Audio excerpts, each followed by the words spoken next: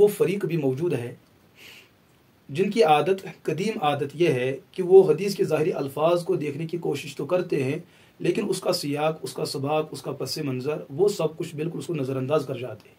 वो मसला क्या है? वो मसला ये है कि घोड़े की कुर्बानी करना, घोड़े को कुर्बानी में ज़बह के लिए पेश करना। जहाँ तक अहलुस सुन्नत वल जमात का इस मसले में ताल्लुक़ है तो कुर्बानी के लिए इस जानवर को पेश करना जायज़ नहीं है। इसकी बहुत सारी वजूहात है। एक पहली वजह यह है कि घोड़ा वो जानवर है जिसके बारे में अहादीस आपस में मुतज़ाद है। बाज़ अहादीस में सराहत के साथ ये बात मौजूद है कि अल्लाह के रसूल अलैहिस्सलातु वस्सलाम ने घोड़े के गोश्त खाने से मना किया है, वो चाहे आम हालात हो या वो कुर्बानी का माहौल हो। जिस जानवर के बारे में नहीं और ममानियत आ चुकी हो उसको कुर्बानी के लिए जायज़ करार देना यह हदीस के साथ बगावत है।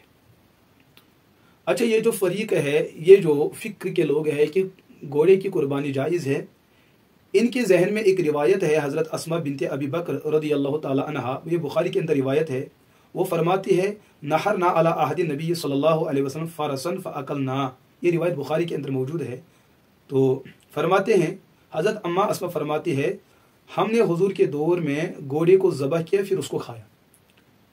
अब इस हदीस के अंदर लफ्ज़ नहर, ये समझते हैं कि लफ्ज़ नहर से मुराद हर सूरत में कुर्बानी है, लेकिन जब इस हदीस को दीगर कुतुब के अंदर हमने देखा वहाँ इस हदीस के साथ लफ्ज़ नहर के बजाय लफ्ज़ ज़बह का लफ्ज़ आया है।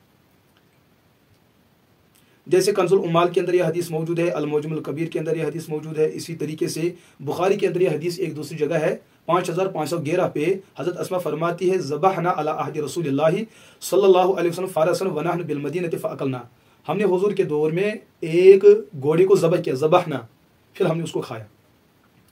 इस मामले में फुकाहा की दो राय है कि घोड़े का गोश्त हलाल है या हलाल नहीं। आइम अहनफ ये नज़रिया है कि घोड़े का गोश्त खाना जायज़ नहीं है। वो उस माना कर हराम नहीं है कि जैसे हमने खंजीर को हराम माना, कुत्ते को हराम माना। इसकी हुर्मत बवजह नापाकी और गंदगी की नहीं है। घोड़े के गोश्त को जो हराम बताया गया है वो उसके नापाक होने की वजह से नहीं, बल्कि उसकी एक अलग वजह है, बल्कि और वजूहात है। जिन वजूहात में से एक वजह यह है, एक तो उसकी ताज़ीम के लिए ये जानवर शरई जिहाद में एक बेहतरीन आला और एक बेहतरीन मुआविन और मददगार साबित होता है, तो उसके गोश्त को बवजह ताज़ीम के कहा गया है कि इसके गोश्त को न खाया जाए। तो रिवायत में खाने और न खाने की दोनों बातें मौजूद है। बाज़ रिवायत में तज़किरा मिलता है कि घोड़े के गोश्त को खाया जाता था, लेकिन बाद में रिवायत मना की आई है कि उसको न खाया जाए। हम तो अर्ज करते हैं कि सभी हलाल जानवरों को कुर्बानी में पेश करना जायज़ नहीं है। तो अगर ऊँट हलाल है तो इस हलाल जानवर को आम हालात में अगर ज़बह करने की इजाज़त दी गई कि इसका गोश्त आप खा सकते हैं, लेकिन कुर्बानी के लिए एक मजबूत दलील का होना लाजिम और ज़रूरी है कि अल्लाह के रसूल अलैहिस्सलातु वस्सलाम ने ज़िंदगी के अंदर कभी घोड़े को कुर्बानी के इरादे और नीयत से ज़बह किया हो। जिस रिवायत में नहरना की बात आई है वो रिवायत दीगर रिवायत के तनाजुर में उस नहरना का मतलब जो होता है वो ज़बह है। जैसे अम्मा अस्मा रज़ियल्लाहु ताला अन्हा ने फरमाया कि हमने घोड़े को हुजूर के दौर में ज़बह किया फिर हमने उसको खाया। इसी तरीके से ये रिवायत जो है अल मुअज्जमुल कबीर हदीस नंबर 302 के अंदर अस्मा बिनते अबी बकर रज़ियल्लाहु अन्हा फरमाती है ज़बहना फ़रसन अला अहदी रसूलिल्लाहि सल्लल्लाहु अलैहि वसल्लम, वही अल्फाज जो बुखारी के अल्फाज है। इसी तरीके से कंजुल उम्माल के अंदर अस्मा बिनते अबी बकर रज़ियल्लाहु फरमाती है ज़बहना फ़रसन फ़अकलना नहनु व अहलुल बैति व अहलु बैति रसूलिल्लाहि सल्लल्लाहु अलैहि वसल्लम, इसमें भी यही लफ्ज़ मौजूद है। तो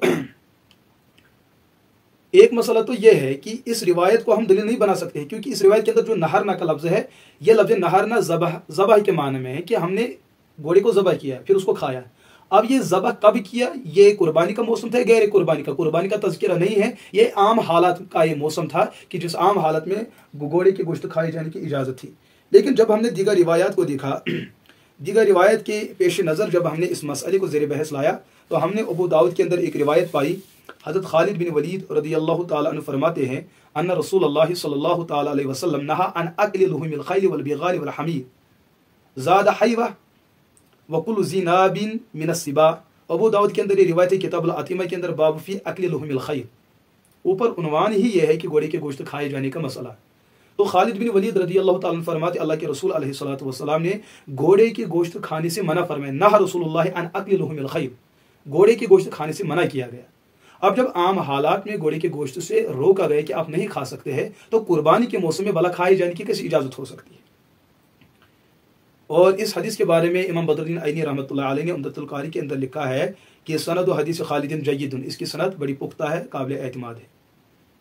इसी तरीके से शरह मुश्किलुल आसार हज़रत इमाम ताहवी रहमतुल्लाह ताला अलैह, उन्होंने जिल्द 8 सफ़ा 69 पे एक उन्वान कायम किया है, बाबु बयान मुश्किलिन मा रुविया अन नबी सल्लल्लाहु अलैहि वसल्लम फी लुहुमिल खैल मिन कराहतिही व मिन इबाहति मिन हदीस जाबिर इब्न अब्दुल्लाह। और इसी तरीके से ये रिवायत अल-मुअज्जम अल-औसत लित-तिबरानी में हदीस नंबर 3692 पे ये रिवायत मौजूद है।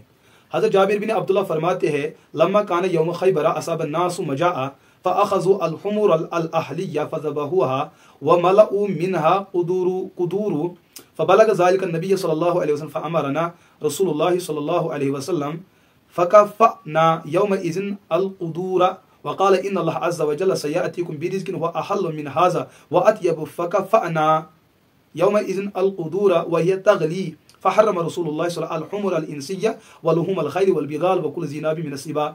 आगे इस रिवायत के अंदर भी बड़ी तफसील के साथ खैबर के दिन जो है रिवायत में आता है, बाज़ लोगों ने गधे को मारा, ज़बह किया और उसको गोश्त हांडियों में डाला पकाने के लिए। बाद में जब अल्लाह के रसूल अलैहिस्सलातु वस्सलाम को इस मामले की इत्तला हुई, हुज़ूर ने फरमाया इनको अंडेल दो, इनको पलट दो, ये गधे का जो पकाया हुआ गोश्त इसको फेंक दो। और साथ में साहबा फरमाते हैं अल्लाह के रसूल अलैहिस्सलातु वस्सलाम फरमाए इससे तो बेहतर खाना पकाना हमारे पास मौजूद है। तो उन हांडियों को जो है उंडेला गया।